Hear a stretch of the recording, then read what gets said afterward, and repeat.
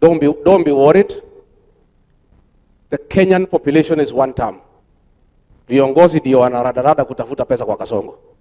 But wananchi wako sawa, si ndio? The wananchi are okay. Kasongo alienda hapo Nyeri akaita mkutano ya watu 18,000. Akawapatia kila mtu 5,000. That is 90 million. Wakanipigia simu. Kasema Rigiji, ulituambia hii pesa tusipeleke nyumbani. Inaweza kutuletea madhara. Panga mkutano Karatina, tutumie hii pesa kuleta watu kwa hiyo mkutano. So I called a meeting. They paid fare for everybody and lunch. I addressed a meeting of 30,000. That is why they were annoyed. Wakasimamisha mkutano ya Udhaya and Kiawara. That will continue. So don't be worried. There was a narrative in the beginning of the year to watu wanatoka United Opposition, sijui wanatoka DCP wanaenda kwa Kasongo. Hakuna mtu anatoka DCP ama United Opposition. Those were moles and spies of Kasongo in our party.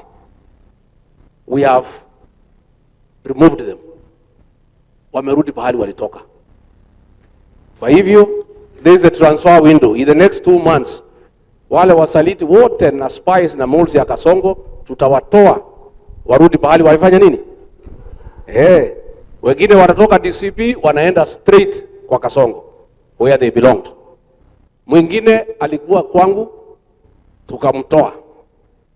Akakimbia Kenya moja, akafukuzwa. Akakuja kwa Matiang'i, akafukuzwa, amerudi kwa Kasongo. And that is what we shall do. And among ourselves here we'll share intelligence. Tukifukuza moja tumejua ni mtu ya Kasongo, usikubali akuja kwako, wacha arudi kwa Kasongo.